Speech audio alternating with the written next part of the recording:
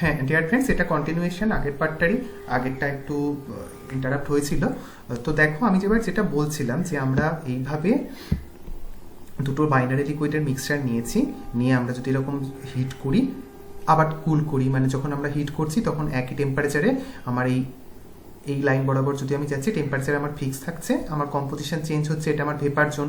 এবার আমি যদি সেই 2 নাম্বার পয়েন্টে যাওয়ার পরে আমার কম্পোজিশনটা ফিক্স থাকলো, কিন্তু আমি ভেপার থেকে আমি লিকুইডে নিয়ে যাওয়ার জন্য মিক্সারটাকে আমি ঠান্ডা করছি।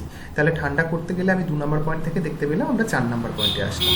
তাহলে 4 নাম্বার পয়েন্ট আসে মানে এটা যখন আমার এই লিকুইড লাইনকে টাচ করলো, তার মানে কি হলো যে আমার যে ফ্র্যাকশনটা আমার ভেপার লাইনে চলে এসেছিলো 2 নম্বর পয়েন্টে, সেটাই আমার লিকুইড লাইনে আসলো। এবং এটাকে যদি আমি এক্সট্রাপোলেট করে আমি এক্স অ্যাক্সিসে টাচ করি, তাহলে আমি দেখতে পাবো আমি কতটা করসপন্ডিং মোল ফ্র্যাকশন অফ এ এবং মোল ফ্র্যাকশন অফ বি পাচ্ছি।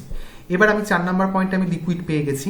তাহলে 4 নাম্বার পয়েন্টের ধরো টেম্পারেচার T1, এটাকে হচ্ছে আমি টেম্পারেচারটাকে যদি আমি এবার এই লিকুইড ফেজ থেকে আমরা ভেপার লাইনে নিয়ে যাই, তাহলে দেখো এটা আমার 5 নাম্বার পয়েন্টে আর কি টাচ করলো। 5 নাম্বার পয়েন্টে টাচ করা মানে আমার এই 4 নাম্বার পয়েন্টে যে জিনিসটা আমি পেয়েছিলাম সেটাকে আমি একই টেম্পারেচারে যদি আমি হচ্ছে গিয়ে হিট মানে T1 টেম্পারেচার যদি ফিক্সড রাখি, নিয়ে গিয়ে আমরা ভেপার লাইনে নিয়ে যাই, ভেপার স্টেটে নিয়ে যাই, তাহলে 5 নাম্বার পয়েন্টে গেল। সেটাকে যদি আমি আবার ঠান্ডা করব, ঠান্ডা করার অর্থ হলো কি আমার হচ্ছে গিয়ে লিকুইড লাইনে নিয়ে আসা, অর্থাৎ T2 টেম্পারেচারে গেল। T2 টেম্পারেচার যেই গেল, তখন আমি দেখলাম তার করসপন্ডিং কম্পোজিশন এই 6 নাম্বার পয়েন্টটা ইন্ডিকেট করছে x equal to 0.2, xb equal to 0.8। আমি এটাকে আরও একটু ইলাবোরেট করছি তোমাদের সুবিধার্থে।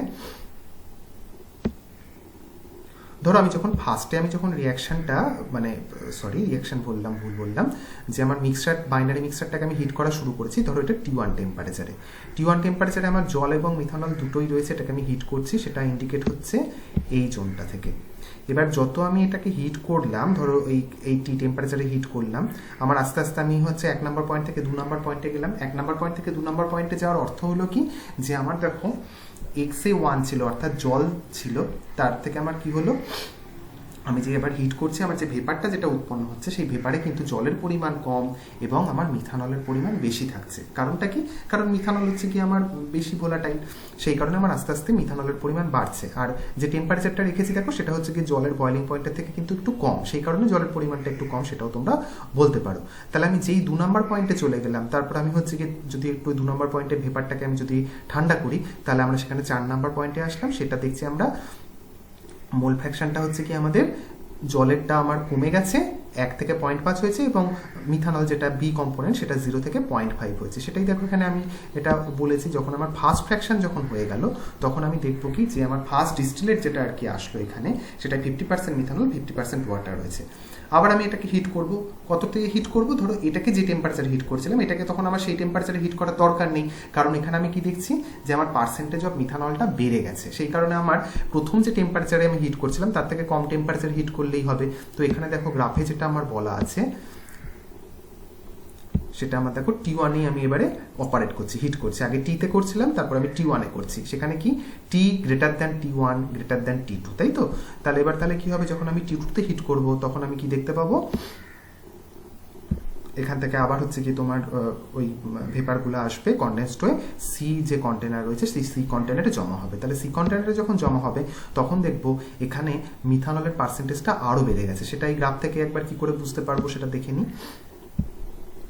ধরো আমি সেকেন্ড যখন আমি হিট করছি, তখন আমি T1 টেম্পারেচারে হিট করছি, এই 4 নাম্বার পয়েন্ট থেকে আমি স্টার্ট করছি। সেটাকে যখন আমরা টেম্পারেচার ফিক্সড রেখে যখন আমরা হচ্ছে গিয়ে ভেপার লাইনে নিয়ে যাচ্ছি, 5 নাম্বার পয়েন্ট পাচ্ছি, এবং সেটাকে আবার যখন আমরা ঠান্ডা করে কুল করছি, কুল করার মানে কি, এই যে কন্ডেন্সার রয়েছে, এই কন্ডেন্সারের মাধ্যমে আমরা কুল করছি। কুল করে যখন আমার এটা এখানে জমা পড়ছে, এই সি কন্টেনারে যখন হচ্ছে ডিস্টিলেটটা আসছে, তখন দেখো কি হলো, এই আমার 6 নম্বর পয়েন্ট ইন্ডিকেট করছে, সেটা এক্স এর মানটা আরও কমে গেছে, মানে 0.5 থেকে 0.2 হলো, 0.5 থেকে এটা 0.8 হলো। আবার আমি 7 নম্বর পয়েন্ট থেকে যখন আমরা টেম্পারেচার হচ্ছে কি T2, সেটাকে যদি আমরা ফিক্স রেখে তার করসপন্ডিং ভেপার স্টেটে নিয়ে যাই, ভেপার লাইনে, দেখো এটা 8 নাম্বার পয়েন্ট। 8 নাম্বার পয়েন্টে আমরা টাচ করলাম, সেটা আমার ভেপার লাইন। আবার যদি আমি 8 নম্বর পয়েন্টে রিচ করার পরে মিক্সারটাকে যদি আস্তে আস্তে ঠান্ডা করলে সেটা আমরা দেখতে পাবো এই 9 নাম্বার পয়েন্টে আর কি এসে। 9 নাম্বার পয়েন্ট মানে কি, আমার এখানে টোটালটাই আমার মিথানল এক্স ইকুয়াল টু 0, অর্থাৎ জলের পরিমাণ 0। তো আশা করি বোঝা গেছে। যদি কোনো বুঝতে অসুবিধা হয় আমাকে অবশ্যই জানিও। এবার একই রকমভাবে একটা জিনিস তোমাদের একটু বলে দিই। ধরো একই জিনিস একটু অন্য আঙ্গিকে আমরা এটা বোঝানোর চেষ্টা করছি ফ্র্যাকশনাল ডিস্টিলেশন প্রসেসটাকে। ধরো আমার এই গ্রাফটাকে যেটা দেখছিলে সেটাকে আমরা একটু উল্টে দিয়েছি, একটু কায়দা করে এটা লিখেছি। এখানে দেখো 0% মিথানল রয়েছে এই জোনে, অর্থাৎ এখানে আমার কোনো রকম আর কি জল মানে মিথানল নেই, কেবল জল রয়েছে।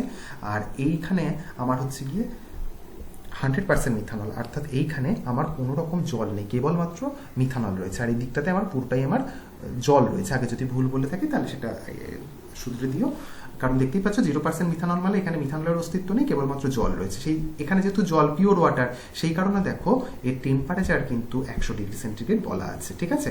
অর্থাৎ এটা টেম্পারেচার স্কেল, এটা হচ্ছে কম্পোজিশন স্কেল, আর এটা 100 ডিগ্রি সেন্টিগ্রেড 100% মিথানল অর্থাৎ পিওর মিথানল। এক্ষেত্রে তাহলে আমার কি হলো, এর যেটা বয়লিং পয়েন্ট সেটা আমার ধরো ওই 60, 65, 66 এর কাছাকাছি একটা রয়েছে, সেইটা আমরা এখানে ইন্ডিকেট করেছি। অর্থাৎ এই জি পয়েন্টটা হচ্ছে কি আমার টেম্পারেচার কম, সেটা 66 এর কাছাকাছি, এবং আমার এই যে এই পয়েন্টটা এ পয়েন্ট বা এখানে যে জোনটা আমি ধরছি সেটা 100 ডিগ্রি সেন্টিগ্রেড পিওর ওয়াটারকে ইন্ডিকেট করছে। এবার আগে তো আমরা দেখলাম যে হচ্ছে কি এরকম একটা কন্টেনারে স্টেপ বাই স্টেপ আমরা ডিস্টিলেশন করছিলাম।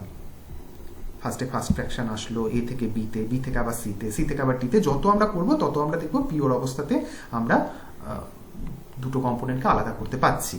এবার এইখানে যে সিস্টেমটা যেটা ইউজ করা হচ্ছে, দেখো এখানে একটা কন্টেনার নেওয়া হয়েছে, এখানে একটা লম্বা একটা কন্ডেন্সার লাগানো হয়েছে। তাহলে আমি স্টার্ট করি, ধরো হচ্ছে কি আমাদের হায়ার টেম্পারেচার, ধরো সাপোজ হচ্ছে কি আমরা এই জোনে যখন রয়েছে এই সলিউশনের মধ্যে A1 যে পয়েন্টটা দেখতে পাচ্ছ, A1 এর করসপন্ডিং আমার হচ্ছে গিয়ে মোল ফ্র্যাকশন হচ্ছে গিয়ে এই এ পয়েন্টটা, ঠিক আছে। তাহলে এ পয়েন্টে আমার মোল ফ্র্যাকশনে কি দেখো আমি দেখতে পাচ্ছি, এইখানে যদি আমি আবার যাই আস্তে আস্তে এই পয়েন্ট থেকে এটাকে, তাহলে আমি কি দেখতে পাবো 0% মিথানল থেকে জলের পরিমাণটা আমার কি হলো একটু কমলো, মানে এখানে 100% ওয়াটার ছিল, এখানে জলের পরিমাণটা একটু কমলো। আবার আমি যদি 85 ডিগ্রিতে নিয়ে যাই, 85 ডিগ্রি বরাবর এইখানে যদি যাই, তাহলে দেখো আমি সি পয়েন্ট এটাকে যদি আমি আবার এই পার্সেন্টেজে মানে কম্পোজিশনে যদি গ্রাফে যদি টাচ করি, তাহলে আমরা কি দেখতে পাবো ডি পয়েন্টে যাচ্ছে। ডি পয়েন্ট অর্থাৎ কি এখানে আমার মিথানলের পরিমাণ আরো একটু বাড়লো। এইভাবে আমি যখন এটাকে হিট করছি, এই কন্ডেন্সারের মধ্যে দিয়ে জল এবং মিথানলের মিশ্রিত বাষ্প আর কি উপরে উঠছে, এবং যত নিচে থাকবে তত আমি দেখতে পাবো কি যে আমার জলের পরিমাণটা বেশি। যত আমি উপরে আস্তে আস্তে যাচ্ছি, এই গ্রাফ থেকেই বুঝতে পারছো, দেখতে পাচ্ছ যে আমার জলের পরিমাণটা আস্তে আস্তে কমছে, মিথানলের পরিমাণটা আস্তে আস্তে বাড়ছে। আমি যদি A3 পয়েন্টের কথা ভাবি, তাহলে A3 পয়েন্টে দেখো আমি এই বরাবর যদি আসি, আমার লিকুইড লাইন এইটা এইখানে আসলাম, এইখান থেকে আমি যদি আবার হচ্ছে কি এক্সট্রাপোলেট করি, তাহলে দেখবো আমার জলের পরিমাণ হচ্ছে কমছে, মিথানলের পরিমাণ বাড়ছে। আমি যদি A4 পয়েন্টকে দেখি 75 ডিগ্রি সেন্টিগ্রেড, তাহলে দেখো এটা হচ্ছে গিয়ে লিকুইড লাইনকে ই পয়েন্টে টাচ করলো। এটাকে যদি আমি আবার ঠান্ডা করি, তাহলে দেখো 50% আমার এখানে মিথানল, 50% ওয়াটার হয়ে গেছে। আমি যদি A5 পয়েন্টে চলে আসি, তাহলে সেটা হচ্ছে আমার X5 এ টাচ করলো, তাহলে এবার দেখো আমি এখানে 100% মিথানল পেয়ে যাচ্ছি।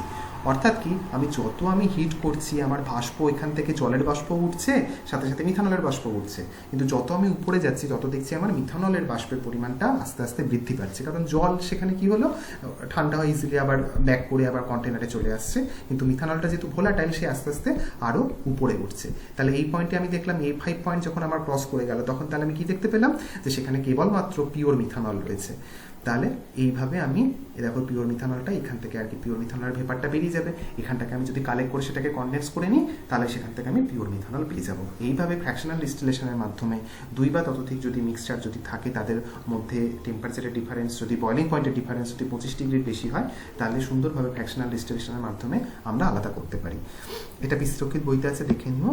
আর এখন নানা রকম কেমিক্যাল ইন্ডাস্ট্রিতে এইরকম বিভিন্ন আর কি প্লেট লাগানো থাকে, আর কি বিভিন্ন প্লেট লাগানো থাকে, প্লেট দিয়ে ওই বাবল ক্যাপ কলাম বলা হয়, সেখানে আমরা টেম্পারেচার ভ্যারি করে করে ফ্র্যাকশনাল ডিস্টিলেশন প্রসেস করতে পারি। তো এটা অন্য একদিন বলবো তোমাদেরকে। ঠিক আছে, আজকে তাহলে এটুকুই।